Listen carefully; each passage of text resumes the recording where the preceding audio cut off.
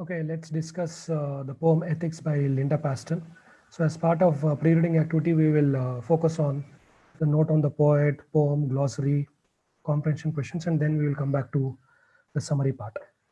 Note on the poet. Linda Paston, born May 27, 1932 in New York, is an American poet of Jewish background. From 1991 to 1995, she was Poet Laureate of Maryland. She is known for writing short poems that address topics like family life, domesticity, motherhood, female experience, aging, death, loss, and the fear of loss, as well as the fragility of life and relationship. So these were the major themes. Okay, so right from family till relationship, these were the major themes in her poetry. Her most recent collections of poetry include Insomnia, means sleeplessness, Traveling, Light, and Queen of a Rainy Country. Note on the poem. The poem Ethics narrates beautifully the story of little Paston, her teacher, and the teacher's description of a certain event and the teacher's question based on the event. What draws our attention is the way in which the poet sees the question of a teacher as an ethical problem. It would be interesting and challenging for the readers to make an attempt to discover the notion of ethics, the poet's experiential world, which makes us see the question as an ethical problem, etc., by using the poem as an example. So, ethics is discussed in detail in this poetry, or the notion of ethics is put to question. Glossary. Rembrandt refers to an influential Dutch artist.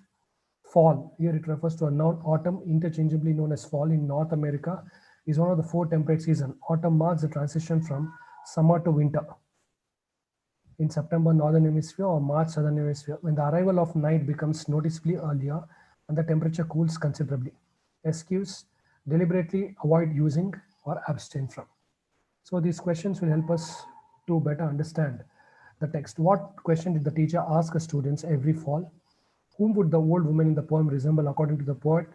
Why did the teacher think that little Paston escapes the burden of responsibility? What ethical problem the poet thinks she is stuck in? Why do you think she calls it an ethical problem? What do you understand by ethics? If you were in the poet's position, would you consider it as an ethical problem? Can you think of an example of an ethical problem from your own experiences of life? What makes you to think about your problems as ethical problems in comparison to the poet's problems? Okay, so what is ethics? It's a very wide concept. It varies from person to person. So it's perceptive. It depends upon the individual's experiences and perceptions. What is good for me, you may consider it as bad. What is bad for you, I may consider as good.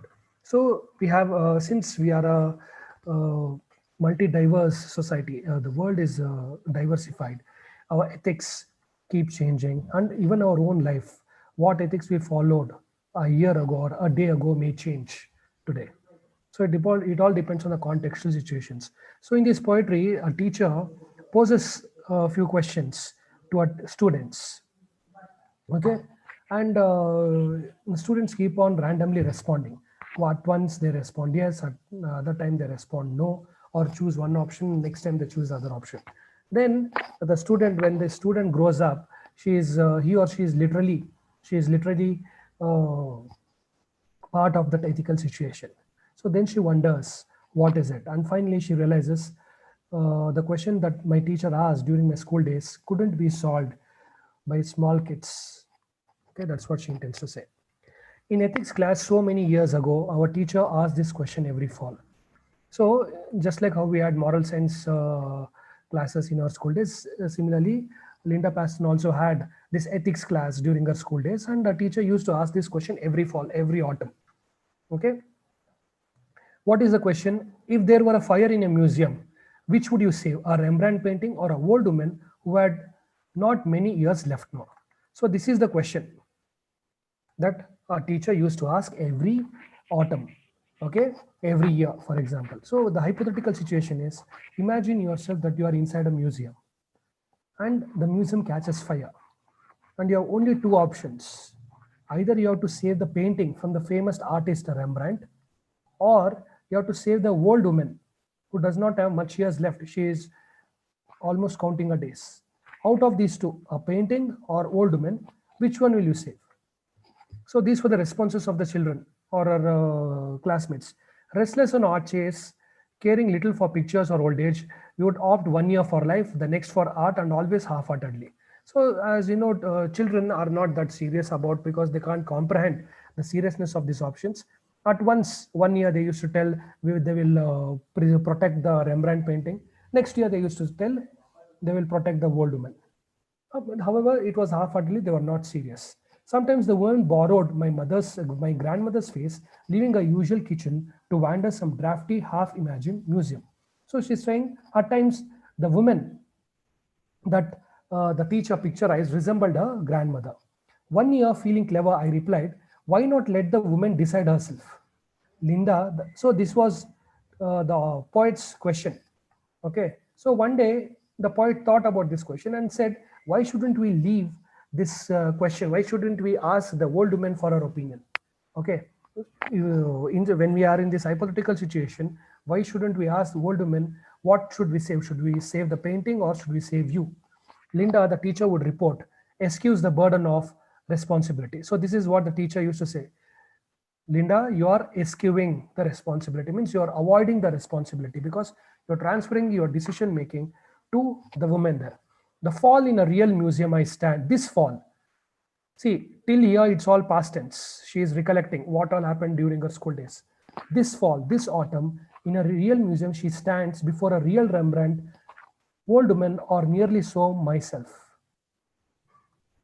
So here, this is what she says. So next, she comes talks about the present day. The present day, she has actually visited a museum, and she sees a Rembrandt painting by Rembrandt.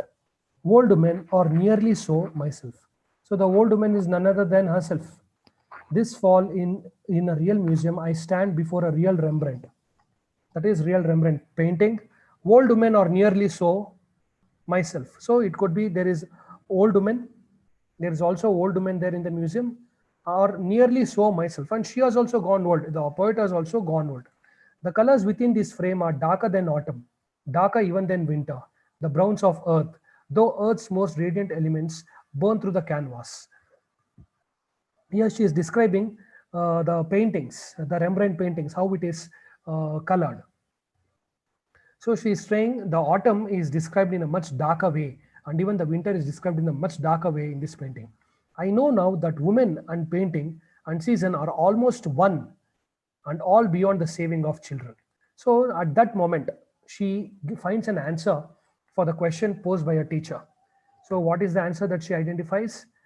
Whether to save the woman or to save the painting or control the season, they are all one. One means they are equally difficult, and they are beyond the saving of children, means the children are too helpless to either save the painting or save the woman, or even think about saving the painting or the woman. Okay, so in a gist, what I would like to summarize is the ethical question. If you are in such a hypothetical situation, whom are you going to save? Will you save the painting or will you save the woman? Again, though I might say, if somebody asks me a question, I may say one thing now. I may say I will save the world woman because painting could be redone, or we can have a copy of it. But my response, my true response will be based on my actual situation, based on how I respond in that actual situation. So what according to me is ethics?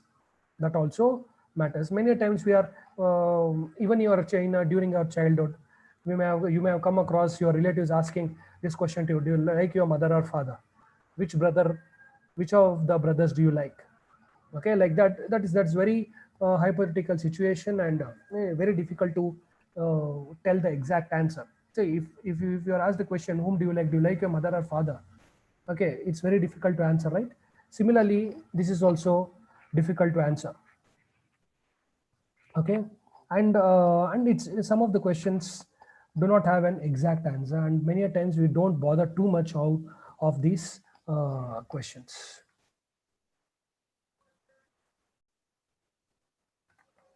Okay, I hope you understood.